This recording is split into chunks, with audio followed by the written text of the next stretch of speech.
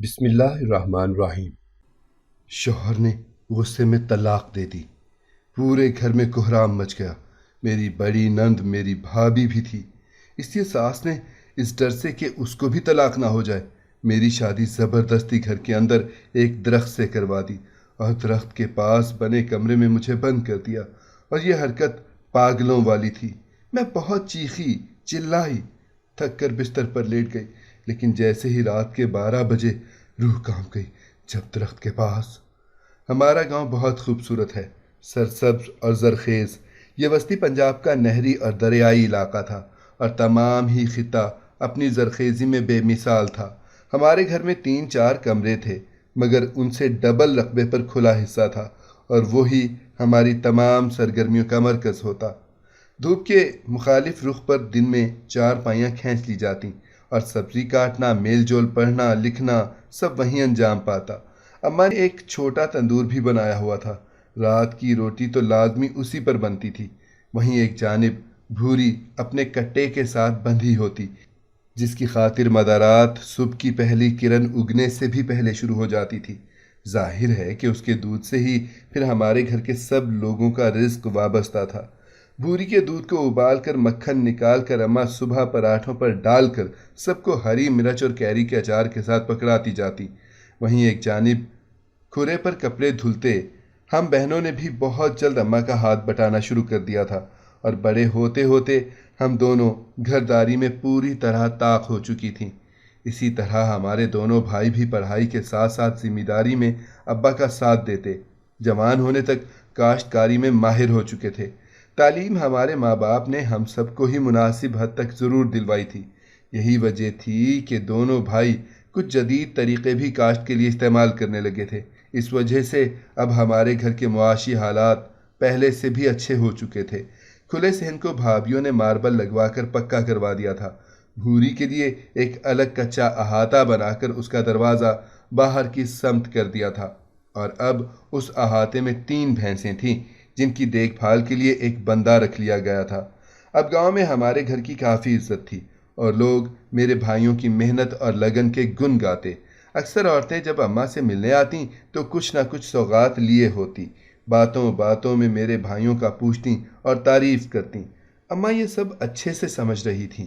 وہ جانتی تھیں کہ ان کے جوان گبرو اور محنتی بیٹوں کو ہر کوئی اپنا داماد بنانا چاہتا ہے، مگر مسئلہ یہ بھی تھا کہ ہمارے ہاں وٹے سٹے کی شادی ہوتی تھی۔ ویسے تو اماں جس گھر بھی بھائی کے رشتے کا پیغام بھیجتی وہ لوگ خوشی سے قبول کر لیتے، مگر اسے تو ایسا گھرانہ دیکھنا تھا جہاں اس کی بیٹی بھی سکھ سے رہ پائے۔ میرے بھائی جوان ہو چکے تھے تو ساتھ ہی ہم بہنیں بھی شادی کی عمر کو پہنچ گئی تھیں۔ ویسے بھی ہم سب بہن بھائیوں کی عمروں میں سال سال کا ہی فرق تھا۔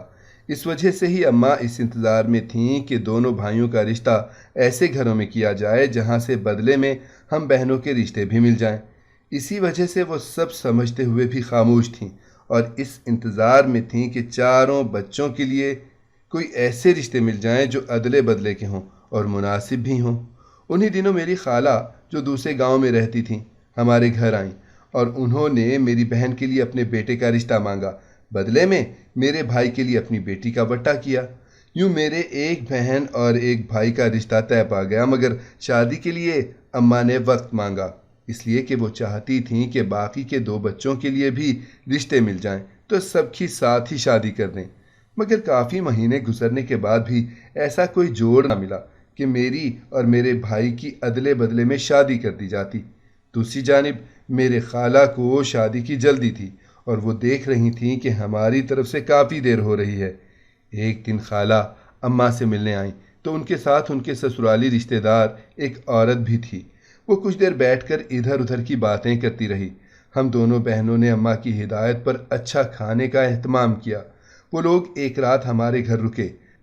رات کو بھائی بھی آ گئے۔ سب نے خوب باتیں کیں۔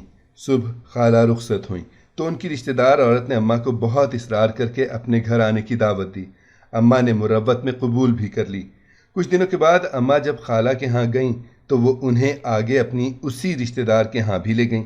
وہاں سے آ کے اماں نے کہا کہ اس عورت جس کا نام نصیرہ تھا نا، اس کی بیٹی اور بیٹا مجھے پسند آ گئے ہیں۔ اور میں ان لوگوں کے ساتھ وٹا سٹا کرنا چاہ رہی ہوں۔ یہ دراصل میری خالہ کا ہی منصوبہ تھا، اور وہ یہی چاہتی تھیں کہ ان کی بہن دوسرے بچوں کا بھی وٹا سٹا ڈھونڈ لے تاکہ وہ اپنے بچوں کی شادی کر سکے۔ اس طرح میرا اور میرے بھائی کا رشتہ بھی طے پا گیا اور 6 ماہ میں شادی کے دن رکھ دیے گئے۔ ہمارے گھر میں خوشحالی تھی اور پیسے کی کمی نہ تھی۔ دونوں بھائی گاڑی بھی خرید چکے تھے۔ وہ اماں کو اور ہم بہنوں کو قریبی شہر لے جاتے اور ہمیں ہماری پسند کی چیزیں دلاتے۔ ہمیں بہت ساری تیاری کرنی تھی۔ اماں کو 2 بیٹیوں کا جہیز اور 2 بیٹوں کی بری تیار کرنی تھی، جس کے لیے ہم نے خوب بازاروں کے چکر لگائے۔ پھر کپڑوں کی سلائی، دوپٹوں پر کڑھائی اور دوسرے بے شمار کام تھے۔ انہیں کرتے کرتے کب یہ 6 ماہ ختم ہو گئے پتہ بھی نہ چلا، اور شادی کے دن آن پہنچے۔ اماں نے بڑی شاندار مہندی کی اور سارے ہی گاؤں کو دعوت دی۔ ہمارے گھر 1 ہفتے سے ہی ڈھول رکھ دیا گیا تھا اور لڑکیوں نے خوب ادھم مچا رکھا تھا۔ میرے دونوں بھائی حسین گبرو جوان بہت پیارے لگ رہے تھے۔ آخر شادی کا دن بھی آ گیا۔ ایک دن میں ہی 4 شادیاں انجام پائیں۔ ہم دونوں بہنیں بیاہ کر اپنے سسرالوں کو رخصت ہوئیں اور ان گھروں کی بیٹیاں رخصت ہو کر میرے میکے کو آباد کرنے چلی آئیں۔ میں جب رخصت ہو کر سسرال پہنچی تو گھر میں قدم رکھتے ہی مجھے دھچکا سا لگا۔ میں نے تو یہی سوچا تھا کہ میرا سسرال بھی میرے میکے کی طرح ہی کھاتے پیتے طرز کا خاندان ہوگا، مگر گھر کی بیرونی اور اندرونی حالت سے کافی خستہ حالی جھلک رہی تھی۔ گھر کا صحن بھی کچا تھا اور کوئی خاص سامان بھی نظر نہ آتا تھا۔ خیر، میرا اچھے سے استقبال کیا گیا اور میرے کمرے میں بٹھا دیا گیا۔ میرا کمرہ خوبصورت سجا ہوا تھا۔ ظاہر ہے کہ یہ سب سامان میرے ماں باپ کا دیا ہوا تھا، مگر اس کے علاوہ کمرے میں کوئی سجاوٹ نہ کی گئی تھی۔ میری نظروں کے سامنے میرے بھائیوں کے کمرے گھوم گئے، جن کو وہ دوستوں کے ساتھ مل کر 15 دن سے سجا رہے تھے، اور وہ اب کتنی خوبصورتی سے سجے دلہنوں کے منتظر تھے، جبکہ یہاں ایسا کچھ بھی نظر نہیں آتا تھا۔ میری ساس تو مجھے چھوڑ کر فوراً اپنے کمرے میں چلی گئی کہ بیٹی رخصت کر کے ان کا دل بھاری ہو رہا تھا۔ میں گھنٹوں اپنے کمرے میں اکیلی بیٹھی اپنے شوہر کا انتظار کرتی رہی۔ مجھے اپنے ایسے روکھے پھیکے استقبال کی امید نہ تھی۔ میں پورے وقت یہی سوچتی رہی کہ اماں نے کیا دیکھ کر میری یہاں شادی کی تھی؟ کیا صرف اس وجہ سے کہ میری بھابھی بہت خوبصورت تھی؟ تو کیا میری ماں نے بیٹی کے بارے میں کچھ نہیں سوچا تھا؟ میری آنکھوں میں بے اختیار آنسو آ گئے۔ میرے تصور میں اپنے میکے کا گھر گھوم رہا تھا اور میں تصور میں دیکھ رہی تھی کہ میری بھابھیوں کا کیسا استقبال ہو رہا ہوگا، اماں نے کیسے نظر اتاری ہوگی، صدقہ دیا ہوگا، اور پھر میرے حسین اور جوان بھائیوں کی محبت کی حقدار ہو چکی وہ کتنی خوش قسمت تھیں، اور ایک میں تھی جو یہاں بیٹھی انتظار کی آگ میں جھلس رہی تھی۔ رات گئے میری ساس کمرے میں آئی اور مجھے پوچھا، بیٹا کوئی بھوک لگی ہے تو کچھ کھانے کو لا دوں؟ میں نے 1 کپ چائے کا کہہ دیا۔ چائے پی کر میرے دکھتے ہوئے سر کو کچھ سکون ملا۔ اس کے ساتھ ہی قدموں کی چاپ ابھری اور میرا شوہر کمرے میں داخل ہوا۔ میں نے جلدی سے گھونگھٹ درست کیا اور سیدھی ہو کر بیٹھ گئی۔ اس نے بے رخی سے کہا، یہ سب ڈرامے کرنے کی ضرورت نہیں ہے۔ اس نے ایک ڈبیا میری طرف اچھال دی اور کہنے لگا، اماں نے دی ہے، اس میں تمہاری منہ دکھائی ہے، اٹھا لو اور یہ سب تام جھام اتار کر رکھو۔ اس نے میرے سنگھار اور زیورات پر تمسخرانہ نظر ڈالتے ہوئے کہا۔ میں تو اس کا لہجہ اور انداز گفتگو سن کر ہی حیرت زدہ رہ گئی تھی۔ مجھے یقین ہی نہیں آ رہا تھا کہ میری اماں نے اپنی بیٹی کے لیے یہ رشتہ دیکھا ہے۔ میں کوئی ایسی گئی گزری بھی نہ تھی جو یہ نوبت آتی۔ میں نے گھونگھٹ پیچھے کیا اور نظر اٹھا کر اپنے شوہر کو دیکھا۔ وہ ایک قبول صورت جوان انسان تھا، مگر اس کے چہرے پر ایک کرختگی تھی اور زبان کی کڑواہٹ تو میں دیکھ ہی چکی تھی۔ شادی کے 1 ماہ کے اندر ہی میرے سارے ارمان اور سنہرے خواب آنسوؤں میں بہہ چکے تھے۔ میری ساس ایک میٹھی چھری قسم کی عورت تھی، مگر اندر سے اتنی ہی چالاک اور مکار۔ میرے میکے کی خوشحالی اور بھائیوں کی خوبصورتی کے قصے سن کر اس نے پہلے میری خالہ اور پھر میری اماں کو اپنی لچھے دار باتوں کے جال میں پھنسا کر اپنی بیٹی کو میرے بھائی سے بیاہ دیا تھا، جبکہ اپنے ببول کے کانٹے جیسے بیٹے کے لیے مجھے مانگ لائی تھی۔ میں جب کبھی اپنے گھر جانے کی بات کرتی تو میری ساس مجھے کہتی، ہمارے یہاں رواج نہیں ہے ہمیں کہیں جائیں، دیکھا ہے میری بیٹی کبھی آئی ہے یہاں رہنے کے لیے؟ میں چپ ہو جاتی۔ میرے ساتھ تو میری سائیڈ لینے کے لیے میرا شوہر بھی موجود نہیں تھا۔ جس سے میں کوئی بات کرتی نہ جانے مجھے کس گناہ کی سزا مل رہی تھی۔ یہاں تو مجھے موبائل رکھنے کی بھی اجازت نہیں تھی، جو میں رکھ لیتی یا اپنے گھر والوں سے بات کر لیتی۔ 1 مہینے میں ہی میری اتنی بری حالت ہو گئی کہ میرا دم گھٹنے لگا تھا یہاں۔ رات کے وقت میں بیڈ پر بیٹھی ہوئی تھی، میرا شوہر کمرے میں آیا اور کہنے لگا، اتنی رات تک کیوں جاگتی ہو؟ میں تو دیر سے آتا ہوں، تمہارا کیا کام ہوتا ہے اتنی رات تک جاگنے کا؟ کیا کرتی رہتی ہو؟ اس کی بات سن کر میں نے ڈرتے ہوئے کہا، کچھ نہیں، بس آپ ہی کا ویٹ کر رہی تھی، آپ کافی لیٹ ہو جاتے ہیں نا۔ 1 مہینے میں یہ تو معلوم ہو گیا تھا کہ کس قدر وہ غصے کا تیز تھا۔ اس کے سامنے اب میں ڈر کر بات کرتی تھی، کبھی کھل کر بات نہ کی، جو وہ پوچھتا شرافت سے جواب دے دیتی۔ میں ابھی کھڑی ہوئی تھی کہ وہ مجھے غصے میں گھورتا ہوا بیڈ پر جا کر لیٹ گیا۔ میں کمرے سے باہر چلی گئی۔ مجھے آج اپنے گھر والوں کی بہت یاد آ رہی تھی۔ وہاں پر میں کیسے مزے سے رہتی تھی، کوئی کچھ کہنے والے نہیں ہوتا تھا۔ میں صحن میں لگے درخت کے پاس بیٹھی رو رہی تھی۔ آنسو تھے کہ تھمنے کا نام نہیں لے رہے تھے۔ گزرے لمحات آنکھوں کے سامنے فلم کی طرح چل رہے تھے۔ اچانک میری ساس آئی اور کہنے لگی، اے پاگل لڑکی، پاگل ہو گئی ہے کیا؟ اپنے کمرے میں جا، اتنی رات کو یہاں کیوں بیٹھی ہے؟ جانتی ہے کہ اگر اتنی دیر تک کمرے سے باہر رہے گی تو تیرا شوہر تیرا ستیہ ناش کر دے گا۔ میں نے کہا، مجھے کوئی فرق نہیں پڑتا، جب ذہنی سکون ہی نہ ہو تو کوئی مارے یا پیٹے، اس سے مجھے کوئی فرق نہیں پڑتا۔ تو میری ساس کہنے لگی، ابھی تو اپنے کمرے میں جا، یہاں مت بیٹھ۔ میں اٹھ کر اپنے کمرے میں آ گئی۔ میرا شوہر کوئی بک پڑھ رہا تھا۔ مجھے حیرت ہوئی کہ یہ شخص کتابیں بھی پڑھتا ہے۔ کتابیں پڑھنے کا تو مجھے بچپن سے شوق تھا۔ اس کے پاس اور بھی کتابیں پڑھی ہوئی تھیں۔ وہ اس قدر کتاب پڑھنے میں مگن تھا۔ میں نے دھیرے سے اس کے پاس سے کتاب اٹھا لی اور بیڈ پر جا کر پڑھنے لگ گئی۔ شاید وہ کتاب پڑھنے میں مگن تھا، اس وجہ سے اس نے میری غیر موجودگی محسوس نہیں کی تھی۔ کتاب پڑھتے ہوئے مجھے تو وقت کا پتہ ہی نہ چلا، پر وہ تو کتاب میں ہی مگن تھا، جیسے کوئی گہرا مطالعہ کر رہا ہو۔ میں نہ جانے کب نیند کی وادیوں میں چلی گئی۔ جب صبح میری آنکھ کھلی، میں بیڈ پر سیدھی طرح سو رہی تھی۔ میرے اوپر کمبل بھی تھا۔ مجھے حیرت ہوئی، کیونکہ مجھے ان سب کی اپنے شوہر سے تو امید نہیں تھی۔ پھر یہ کون کر سکتا تھا؟ مجھ میں اتنی ہمت نہ تھی کہ اپنے شوہر سے سوال جواب کرتی، کچھ پوچھتی، کیونکہ وہ تو سو رہا تھا۔ میں اٹھی، وضو کیا، فجر کی نماز پڑھی، اس کے بعد کچن میں جا کر ناشتہ بنانے لگ گئی۔ اسی اثنا میں میرا شوہر نیچے آ گیا اور کہنے لگا، جلدی سے ناشتہ دے دو، پہلے ہی دیر ہو گئی ہے۔ بندہ کم از کم صبح اٹھا تو دیتا ہے۔ میں نے کہا، آپ کافی دیر رات تک جاگ کر پڑھتے رہے ہیں، میں نے اسی وجہ سے اٹھایا نہیں تھا۔ وہ کہنے لگا، آئندہ ایسی غلطی مت کرنا اور اٹھا دینا مجھے۔ تو اس کا آج کا رویہ مجھے بدلا ہوا لگ رہا تھا۔ وہ جلدی سے ناشتہ کر کے چلا گیا۔ آج تو دن کی ہی اچھی شروعات ہو گئی تھی۔ مجھے لگ رہا تھا کہ دن اچھا گزرے گا۔ دوپہر کے وقت میرا بھائی اور بھابھی آئے۔ میں ان دونوں کو دیکھ رہی تھی۔ شادی کو کافی مہینے گزر گئے تھے، پر میرا بھائی آج پہلی بار میرے گھر آیا تھا۔ نہ جانے کیوں اسے دیکھ کر میرے آنسو نکل آئے۔ میں اپنے بھائی کے سینے سے لگ کر رونے لگی۔ وہ پریشان ہو گیا، کہنے لگا، کیا ہوا ہے میری بہن، تم خوش نہیں ہو کیا؟ اسی دوران میری نظر میری ساس پر پڑی، جو مجھے غصے سے گھور رہی تھی۔ میں نے اپنے آنسو صاف کرتے ہوئے بھائی کو کہا، نہیں نہیں بھائی، میں بہت خوش ہوں، بس آپ لوگوں کی یاد آ رہی تھی نا، اور تو کچھ نہیں۔ وہ کہنے لگا، ارے پاگل بہن، ایسے روتے نہیں ہیں، تم آ جایا کرو رہنے کبھی کبھی۔ پر تمہاری ساسو ماں کہہ رہی تھیں کہ تمہارا اپنے سسرال کے بنا دل ہی نہیں لگتا۔ وہ تو کہہ رہی تھیں کہ وہ تمہیں اتنا کہتی ہیں اپنے میکے چلی جایا کرو، پر تم کہتی ہو کہ تمہارا سسرال کے بنا دل نہیں لگتا۔ تم بھی میری بیوی کی طرح ہی ہو۔ بھائی کی باتیں سن کر مجھے اپنی ساس پر غصہ آیا۔